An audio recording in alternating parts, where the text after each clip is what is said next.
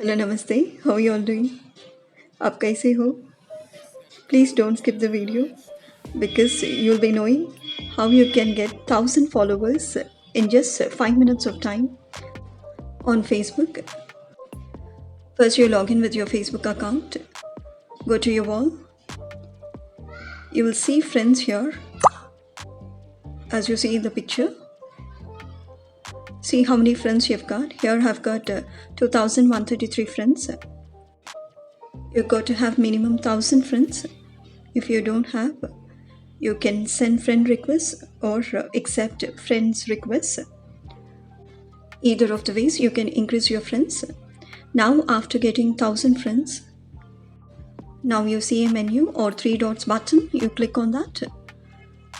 You'll see the option as turn on professional mode. Again I repeat, turn on professional mode. You click on that and you'll see an option here as turn on. You click on turn on. That's it, done. Once your professional mode is turned on, all your friends will be converted into your followers. I'll be sharing with you in the next video as what is the importance of having 1000 followers on your Facebook account. So stay tuned. Now you can cross-check whether the professional mode is turned on or not, and all your friends are converted into followers or not.